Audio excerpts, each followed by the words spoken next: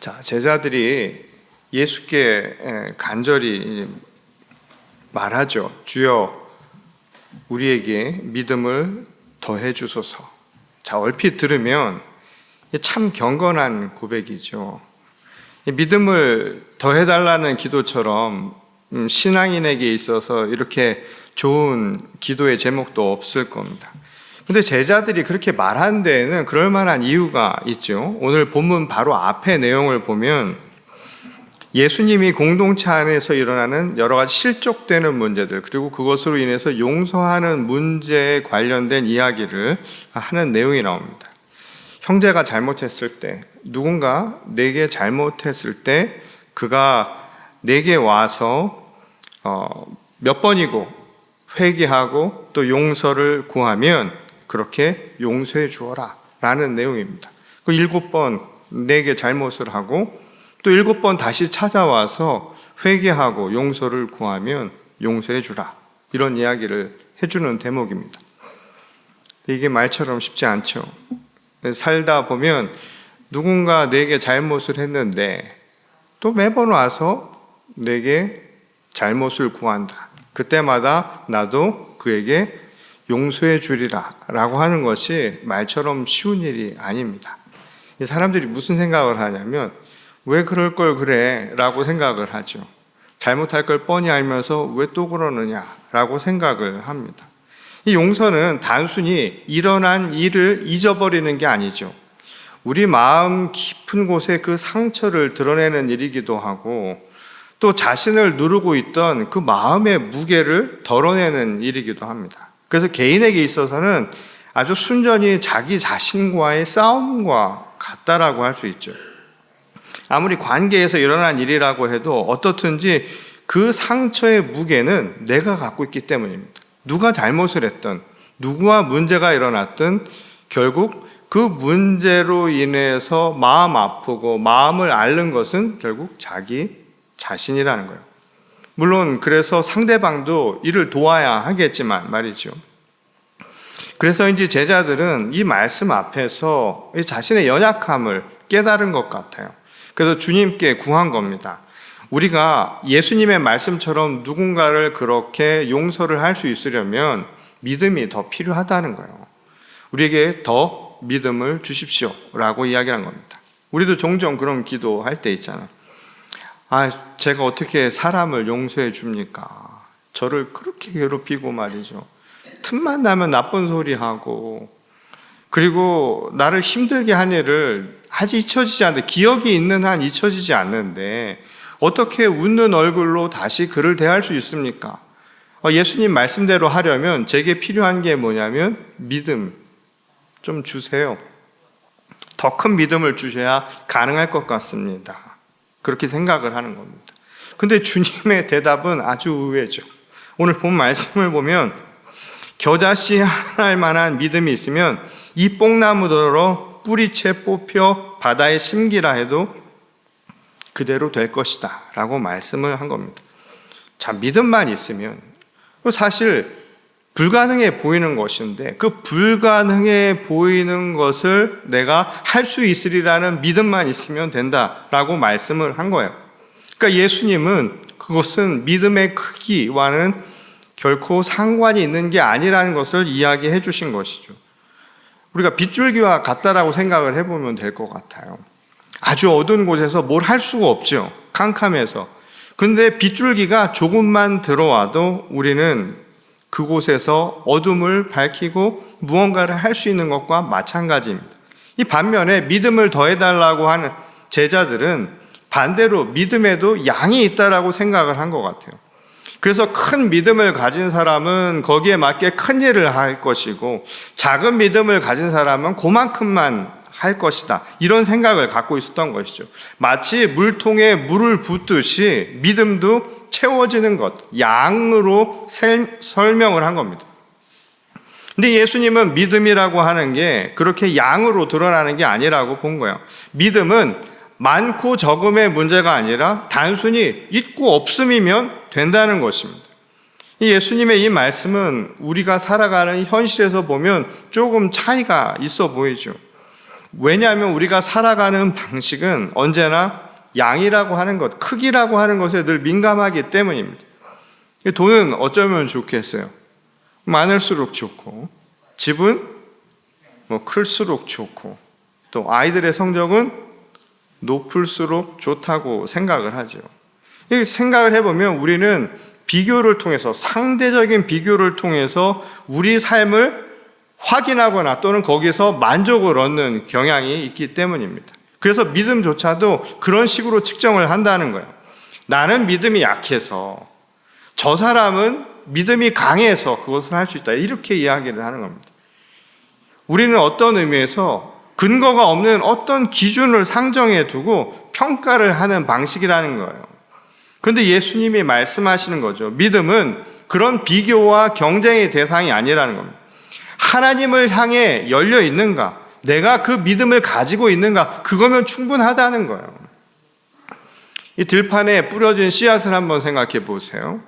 때가 되면 싹이 터서 열매가 맺어지는 과정을 생각해 보면 씨앗의 크기는 아무 상관이 없죠. 씨앗의 크기랑 열매를 맺는 거랑 무슨 상관이 있습니까? 씨앗이 가진 생명력이라고 하는 것은 그 크기에서 오는 게 아니라 그것이 생명력이 있는가 없는가, 이게 중요한 것이죠. 이 겨자씨 하나 같은 믿음도 마찬가지라는 거예요. 씨앗의 크기가 아니라 그 안에 생명력이 있다면, 믿음의 크기가 아니라 그 믿음의 진정성만 있다면 거기에 하나님 나라의 결실이 맺어질 것이라는 게 예수님의 말씀이란 겁니다. 그럼에도 우리는 자꾸 우리 내면에, 그러니까 믿음의 진정성보다는 이 외적인 것에 자꾸만 치중하는 경향이 있어요. 그래서 자꾸만 남을 비교하죠. 그러다 보니까 크기가 얼마가 되나, 이 보여지는 외적인 면으로 모든 걸 판단하는 경향이 있습니다. 그런데 예수님 말씀대로 믿음은 이 보이는 외면을 키우는 것이 핵심이 결코 될 수 없다는 겁니다. 그러다 보면 자칫 이 하나님의 것이 아니라 나의 것, 그리고 내가 가지고 있는 것, 보여지는 것을 더 강조하기 때문이라는 거예요. 그래서 사람들이 자신이 행한 업적, 자신이 가지고 있는 그 상황, 그 능력을 더 중요하게 나는 결과를 보여주죠. 그건 믿음이 아니라 자신감일 수 있고요, 자칫 교만일 수 있는 겁니다. 오히려 하나님께 모든 걸 맡길 수 있는 것, 내 가진 것도 내 능력이 아니라 내게 주어진 하나님의 선물이라고 하는 것, 그리고 내가 갖지 못한 것도 앞으로 장차 하나님께서 이루실 일에 대한 기대를 가질 수 있는 그 신뢰, 그게 믿음의 중요한 여부라는 거예요. 그래서 믿음은 크기가 아니라 내가 하나님을 향해 있는가, 바로 여기가 중요한 부분이라는 거예요. 그래서 믿음에 있어서 우리에게 중요한 부분은 이 뽕나무더러 옮겨 심으라 할 만큼 그것을 믿는 믿음을 가지고 있는가, 내가 하나님의 말씀에 열려 있는가의 여부에 달려있는 문제라는 겁니다. 이 예수님은 이 이야기를 그래서 우리에게 좀 더 명확하게 제시하기 위해 한 가지 비유를 하시죠. 소위 종의 윤리에 관련된 내용을 말씀해 주십니다. 하루 종일 밭을 갈거나 양을 치고 돌아온 종이 하나 있어요. 그는 집에 와서 쉬는 게 아니라 그렇게 하루 종일 일하고 나서도 자기 주인의 식탁을 준비하기 위해서 식탁을 만들고 그리고 시중을 들죠. 그런데도 주인은 고마워하지 않아요. 칭찬하지도 않습니다. 왜냐하면 당연한 일이니까. 그래서 예수님이 이를 두고 이렇게 말씀을 하십니다. 너희도 명령받은 것을 다 행한 후에 이르기를 우리는 무익한 종이라, 우리가 하여야 할 일을 한 것뿐이라 하라 라고 말씀을 하신 겁니다. 자, 무익한 종이라는 말이요, unworthy servant, 이거 좀 기분 나쁜 소리로 들릴 수 있어요. 이 사람은 희한하게 인정 욕구라는 게 있어요. 세상을 살아가는 게, 우리가 나르시즘이라고 하는 것들, 그리스 신화에 보면 자기 얼굴 비친 거 보고선 거기에 빠져 있었다라는 이야기를 우리가 알고 있잖아요. 사람은 세상을 자기만의 방식으로 살아가는 것 같지만 세상의 영향을 받으면서 살아가고요, 그래서 옆에서 누군가 하는 이야기에 귀를 기울이지 않으려 해도 들립니다. 그리고 사람들의 시선을 생각해요. 여러분은 옷 입는 것 하나도 그렇고, 그리고 얼굴에 화장한 것도 그래요. 모르긴 해도 여러분 집에 계실 때 지금의 이 상태가 아니리라는 생각이 들어요.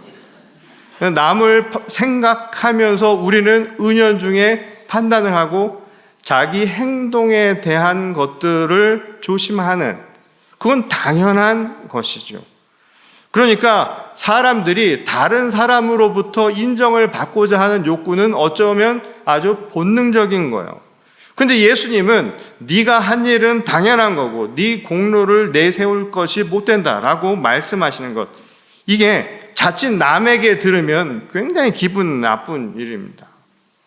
아내도 같이 일을 하는데 여성이라고 집에 와서 또 밥상 차리고 집안 청소하고 이러고 있는데 남편이 당연한 거야, 네 할 도리를 다 하는 거야, 칭찬 안 한다고 해보세요. 어떤 일이 생기겠습니까? 밥 못 먹어요. 그런 일 생기지 않을 겁니다. 그 반대도 마찬가지죠. 그냥 하루 종일 일하고 온 남편에게 그냥 집안에서 앉아서 오늘 시킬 거를 다 생각했다 오자마자 이거 해라 저거 해라 하면 기분이 어떻겠습니까? 당연한 일이라고 생각을 해보면 내가 하고 싶고 해야 할 일이라는 것을 알면서도 그것을 기분 좋게 할 사람이 어디 있어요?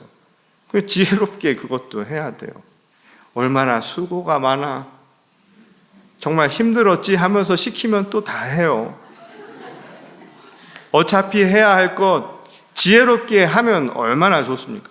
그럼에도 불구하고 예수님은 우리에게 당연한 것이라고 이야기를 하는 거예요. 대체로 우리는 누군가에게 인정받기를 원하는 욕구를 가진 사람들, 그래서 우리도 모르는 새 자기 의를 내세우며 사는 것에 익숙한 사람들인데도 말이죠. 그렇다고 예수님이 우리가 행한 것, 우리가 무언가를 따라서 주님의 길을 가는 것, 이거 자체를 폄하하려고 하신 것은 아니죠.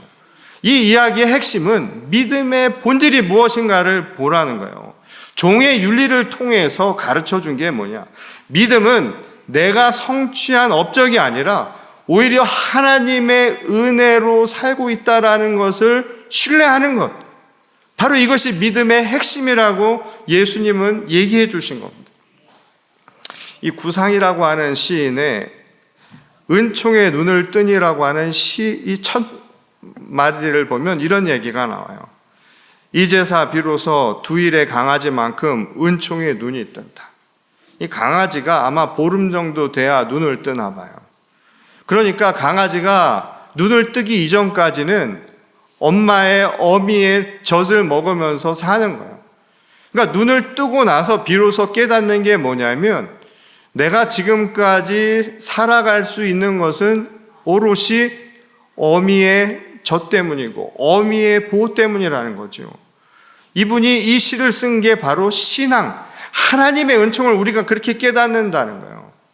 우리는 하나님의 존재를 언제 깨닫는가 하면 내 눈이 뜨였을 때 내가 지금까지 살아온 것이 내 능력으로, 내 힘으로, 내 의지로, 내 판단으로 산 것이 아니라 오직 하나님의 은총에 의해서 살아갈 수 있었다는 것을 깨닫는 순간, 그때 모든 것이 환하게 보인다. 하나님의 선물이라는 것을 깨닫게 되는 것, 이게 믿음의 가장 중요한 본질이라는 것을 이야기해 주는 겁니다. 그러고 보면 개인의 삶도 그렇지만 공동체가 무너지고 갈등하는 이유도 이 하나님의 은혜가 아니라 대부분 사람들이 내가 유익한 종이라고, 내가 무엇을 했다라고 하는 자기 착각에서 비롯되는 것임을 볼 수가 있죠. 내가 이만큼 했으니 인정받아야 한다. 나의 공로를 좀 인정받아야 한다. 이렇게 서로가 자기 주장을 할 때 그 사이에서 갈등이라고 하는 것이 발생하는 법입니다. 내가 더 많이 섬겼어요. 내가 더 오래 믿었다고요. 내가 더 큰 헌신을 했다라고 하는 것. 이런 생각들이 자기도 모르는 새 교만의 싹을 틔우는 것이고, 그 교만이 자라나면 결국 사람과 사람 사이에 서로 비교를 낳고 결국 경쟁, 심지어는 갈등을 만들어 내기 시작을 한다는 겁니다. 근데 예수께서 말씀하셨죠. 만고의 진리라고, 높아지려고 하는 사람은 결국 낮아질 것이고 스스로를 낮추는 사람이 높아질 것이라는 게 주님의 말씀입니다. 역설적이에요. 모순이라는 겁니다. 오히려 자기 자신을 무익한 종이라고 여길 수 있을 때 자기가 더 빛나는 법이에요. 그래서 공동체도 평안과 번영을 누릴 수 있게 되는 겁니다. 저는 이 말씀을 생각할 때마다 우리 사회와 또한 교회의 현실을 불현듯 떠오르게 됩니다. 우리 한국 교회가 광복 이후에 눈부신 성장을 경험을 하게 됐죠. 산업화를 지나면서 사회도 발전했지만 교회도 큰 번영을 누렸습니다. 그런데 그와 동시에 분열과 그리고 경쟁, 또 자기 의를 내세우려고 하는 이 교만으로 인해서 이 교회가 어려움에 복착한 때가 한두 번이 아니었죠. 마치 믿음에도 크기가 있는 것처럼 서로가 크게 자라나야 한다라는 것, 또 열기라고 하는 것들도 다르다라고 생각을 해서 신앙의 열정을 가지고 서로 비교하고, 그러면서도 자기 것은 과대 표장하고 남의 것은 폄하하려는 아주 낡은 습성으로 인해서 이 개인의 신앙 성숙도를 막았을 뿐만 아니라 공동체 안에서도 끊임없이 갈등과 분열을 경험했던 적이 있죠. 누군가를 얕보는 거는 자기를 과신하는 거예요. 그런 거 아닙니까? 자기의 시선으로 보는 거죠. 그 참 희한해요. 사람의 눈이라는 게. 저도 가끔씩 보면 저보다 작은 것 같은데 막상 대보면 같더라고요. 눈이라고 하는 게 그렇게 있는 겁니다. 자기 기준이 그럴 뿐이라는 거예요. 그래서 무익한 종의 고백을 우리가 회복하지 않으면 우리 신앙의 성숙을 막을 뿐만 아니라 공동체가 자라나는 것도 막을 수밖에 없다는 겁니다. 농부가 땀 흘려 모내기를 하면서도 내가 곡식을 키운다 생각하는 게 아니어야 하는 거예요. 자라나게 하는 분은 오직 하나님 한 분뿐이시라는 고백을 할 수 있는 것, 그렇게 우리 고개가 숙여질 수 있는 것, 그렇게 세상을 바라볼 수 있는 것, 그렇게 교회가 자라나는 것, 그것이 우리가 회복해야 할 모습이라는 겁니다. 그런 점에서 오늘 우리가 지키는 이 세계 성찬주일은 바로 그 회복의 자리라고 할 수 있습니다. 성찬은 우리의 자격이나 공로로 인해서 우리가 받는 게 아닙니다. 오직 하나님의 은혜로 마련된 식탁이에요. 이 성찬은 우리가 원해서 우리의 능력으로 된 것이 아니라는 겁니다. 오직 하나님께서 우리에게 아무 공로 없이 베풀어 주신 은혜의 자리입니다. 우리를 향한 주님의 사랑입니다. 주께서 우리를 먼저 부르셨고 우리를 위해 자신의 몸을 내어주신 겁니다. 그래서 성찬은 흩어진 우리를 다시 모으셔서 주께서 우리를 향해 주신 그 은혜를 떠올리면서 오늘 믿음의 본질을 다시 확인하는 거예요. 우리가 사는 것은 우리의 노력이 아니라 하나님의 은혜로 사는 것임을 다시 한번 회복하는 자리로 삼는 겁니다. 이 성찬은 한 몸을 이루기 위해 오히려 자신의 몸을 찢겨야 했던 그리스도의 은혜를 기억하는 시간이죠. 또 주님의 보혈, 이 잔을 나누면서 우리가 이제 한 혈통이 되었다는 것을 깨닫는 시간입니다. 우리가 서로 다른 배경, 서로 다른 혈통, 헬라인이나 또는 이방인이나 상관없이 우리는 오늘 예수 그리스도의 보혈로 한 혈통, 한 형제, 한 자매가 되었음을 고백하는 시간입니다. 역설적이지만 하나였던 빵이 부서져서 여러 사람의 손에 우리가 나누어질 때 그 빵 조각이 본디 하나였다는 것을 깨닫는 것처럼 오늘 우리가 한 몸 된 공동체요, 하나님의 부름받은 자녀요, 하나님의 나라의 한 형제 자매였음을 우리가 재확인하는 시간인 것입니다. 그래서 이 성찬에 나올 때 여러분 하나님의 은혜를 헤아리며 나오시는 겁니다.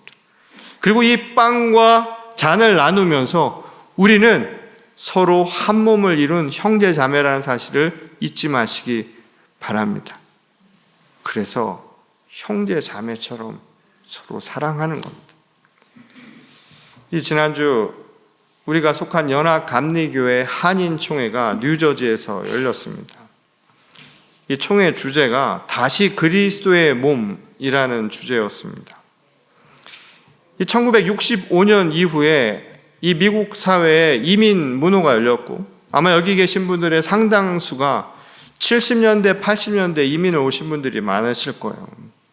그러면서 마치 8, 90년대 한국 교회가 성장했던 것처럼 미주에 있는 한인 교회도 유례 없는 부흥과 성장의 시간을 맞이했죠. 하지만 2000년대 이후에 이민자의 수는 줄어들었고 그에 따라 교세도 줄어들었고 그러다 보니 새로운 유입보다 기존의 성도들이 남아있으면서 교회는 저절로 고령화되는 형태가 지금 취해지고 있습니다. 한때는 350여 개의 한인 교회가 연합감리교회가 있었고 수많은 이 성도들로 가득 찬 시절이 있었죠. 그런데 팬데믹과 그리고 오늘날 여러 가지 사회 환경의 변화, 또 우리 교단 안에서는 갈등 상황으로 인해서 많은 지체들이 흩어져 있는 상황이 되었습니다. 그래서 이번 한인총회는 다시 그리스도의 몸, 우리가 한 몸이었다라고 하는 마음으로 그 고백과 다짐을 위해 모인 자리였습니다. 비록 많은 것이 변화되고 또 이전만 하지 못하더라도 하나님의 은혜로 여전히 240여 개의 한인교회가 남아있고 그리고 오히려 교역자의 수는 이 900여 명에 달할 만큼 큰 변화가 이루어지고 있습니다. 모든 것이 변하고 작아지고 힘이 약해졌다고 할지라도 몸된 주님의 교회를 세우는 일은 변함이 없기 때문입니다. 그 일을 위해서 더 큰 믿음이 필요한가요? 예전처럼 더 많은 인원이 모여야 하고 더 많은 재정 지원이 있어야만 그 일이 가능한 것일까요? 그저 우리가 본디 한 몸이라는 믿음이며 우리가 부름받은 무익한 종이라고 하는 그 믿음 하나면 충분할 수 있습니다. 그래서 이 땅의 상처난 자리와 깨어진 사이를 촘촘하게 채우고 이어가는 것, 그 일을 행할 수만 있다면 족한 것이죠. 특별하게 무슨 큰 능력이 있어야만 되는 것이 아니라는 겁니다. 예수님의 말씀대로 겨자씨만한 믿음만 있으면 충분하다는 겁니다. 왜냐하면 모든 것을 이루시는 분은 오직 하나님 한 분이시기 때문입니다. 우리가 행해서 이루는 것이 아니라 오히려 우리에게 필요한 것은 모든 것을 이루시는 그분의 능력을 믿고 우리가 사는 것은 하나님의 은혜로 산다는 그 겸손한 믿음이면 충분하다는 거예요. 열매를 맺을 수 있다는 것이죠. 그것은 예나 지금이나 변함없는 믿음의 본질이라는 겁니다. 오히려 이 시점에 필요한 건 스스로를 무익한 종으로 여길 줄 아는 겸손한 믿음인 줄 믿습니다. 큰 믿음이 아니라 하나님 은혜 앞에서 철저하게 자기를 낮출 줄 아는 것, 그것이 오늘 우리를 하나 되게 하는 힘이 될 것입니다. 그리고 비록 가진 것 없고 보이는 것 많지 않아도 그 가운데서 생명력 있는 믿음의 활기를 회복하게 될 것이고 그것을 통해서 하나님의 나라를 이 땅 가운데 이루어가게 되리라 믿습니다. 오늘 이 시대를 살아가는 여러분들에게 주신 하나님의 부르심에 응답하시기 바랍니다. 그리고 오늘 이 성찬에 나오실 때 우리를 향해 주신 주님의 그 애틋한 마음, 우리를 향한 그 은총을 마음에 새기고 고백과 다짐으로 나오십시오.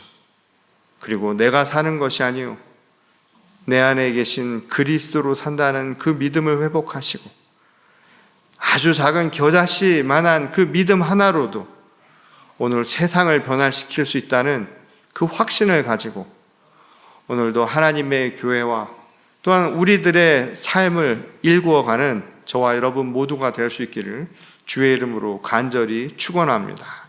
우리 다 같이 기도하겠습니다. 아버지 하나님 감사를 드립니다. 우리는 무익한 종임을 고백합니다.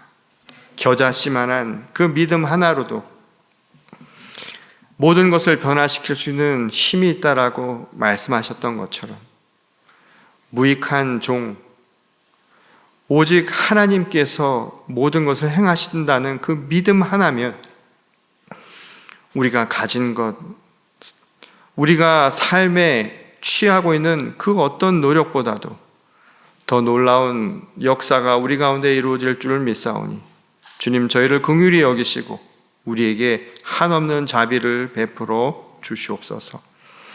어렵고 힘든 현실 속에서도 흔들리지 말게 하시고 오직 하나님의 은총에 기대어 오늘을 주님과 동행하며 신뢰하며 의지하고 살아가게 하여 주옵소서. 오늘 이 자리에 성찬에 초대받은 모든 이들이 함께 나올 때 고백하며 주님과 동행하는 삶을 살아갈 수 있도록 주께서 처음부터 끝까지 함께 하시기를 원하오며 우리를 지극히 사랑하신 주 예수 그리스도의 이름으로 기도드렸습니다. 아멘.